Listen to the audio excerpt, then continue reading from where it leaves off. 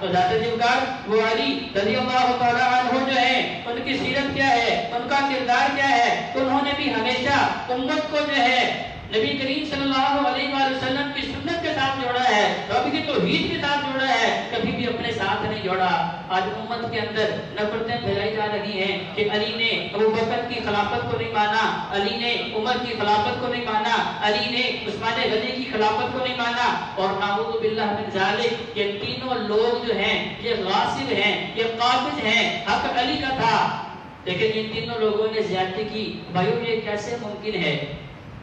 کہ محبوب پیغمبر السلام جو فرما رہے ہیں خیر القرون قرنی ثم الذین یلونہم، سب سے بہترین زمانہ میرا، میرے شاگردوں کا، میرے ساتھیوں کا۔ اگر علی کا نمبر پہلا ہوتا تو صحابہ کھڑے ہو جاتے، ابھی پہلا نمبر علی کا۔ محبوب پیغمبر السلام نے فرمایا ہے ابو بکر کون ہوتا ہے، فاروق اعظم کون ہوتے ہیں، عثمان غنی کون ہوتے ہیں، مسند خلافت پہ بیٹھنے والے۔ اس کا مطلب کیا ہے؟ یہ صرف امت کے اندر نفرت کے بیج کو جو ہے وہ ڈالنا گیا ہے، حالانکہ علی حیدر قرار وہ ہیں جو ان تینوں خلفاء کی خلافت کے ماننے والے ہیں، اور ان تینوں خلفاء کی امامت میں ان کے پیچھے کھڑے ہو کے نمازیں ادا کرنے والے ہیں۔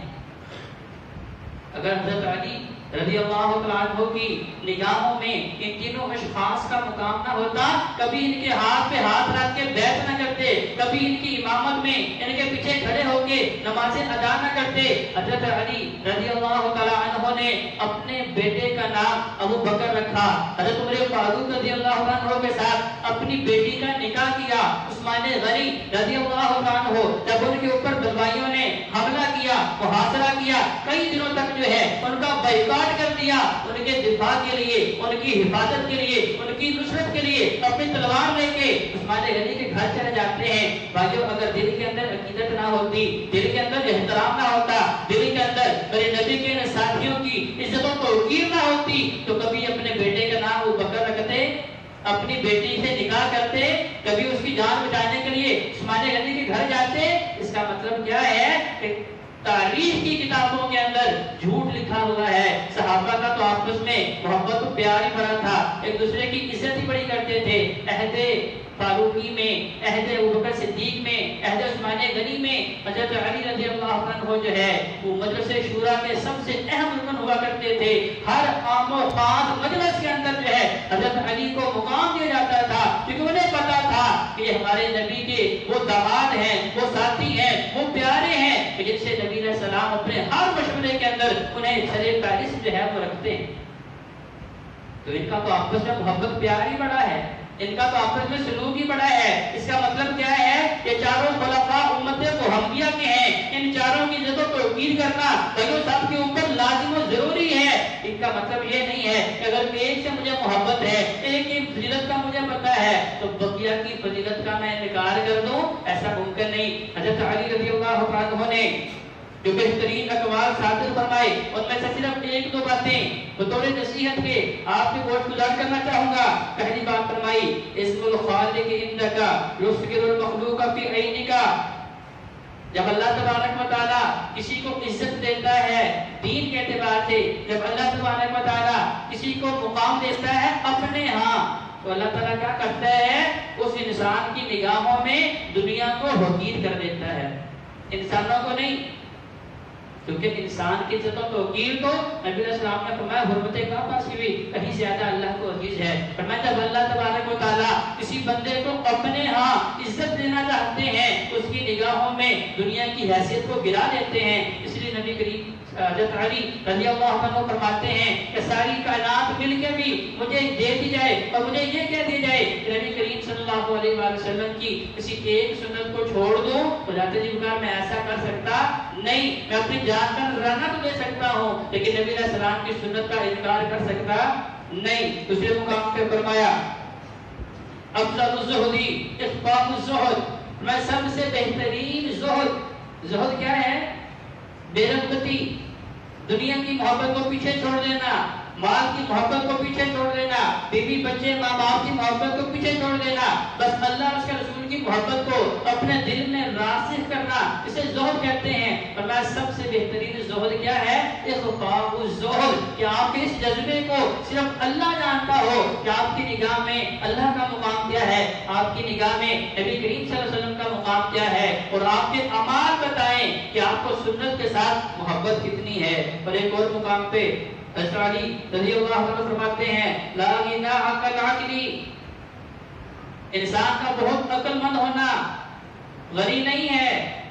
بلکہ غنی ہونا کیا ہے کہ انسان کے دل سے دنیا کی ساری محبتوں کو نکال دیا جائے۔ ولا فقر کالجہل،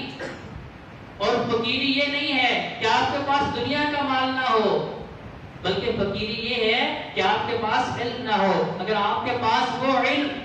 جو حقیقی علم ہے، جو بتاتا ہے کہ اللہ کون ہے، جو بتاتا ہے کہ انسان کیا ہے، جو علم بتاتا ہے کہ انسان کو پیدا کیوں کیا گیا ہے، تو میں اگر وہ علم نہیں ہے پھر آپ جاہل ہیں، اگر وہ علم ہے پھر آپ جاہل نہیں ہیں۔ ولا وراثہ کالعدم، اور میں سب سے بہترین وراثت جو انسانوں کو اور مسلمانوں کو ملی ہے وہ ادب و احترام ہے۔ اگر ہم نے اپنے بڑوں کا، اولیاء دین کا، صحابہ کرام کا، انبیاء کرام کا ادب نہیں کیا، اس کا مطلب یہ ہے کہ پھر ہمیں میراث میں کچھ بھی نہیں ملا۔ اگر بے ادب ہیں تو پھر ہمارے سارے کے سارے اعمال جو ہیں وہ غارت ہیں۔ اگر ادب و احترام ہے تو اس کا مطلب یہ ہے کہ ہم نے اپنے اسلاف کی سنتوں کو زندہ رکھا ہوا ہے۔ ولا ظہیرہ کالمشاورہ، اور فرمایا کہ مددگار، سب سے بہترین مددگار کیا ہے کہ آپ کو مخلص مشورے دینے والے ہوں۔ آپ کے 150,000 دوست ہوں لیکن آپ کو دین کی طرف راغب نہ کریں، دین کی طرف لے کے نہ آئیں، تو میں ان دوستوں کا کوئی فائدہ نہیں۔ جب ایک ایسا دوست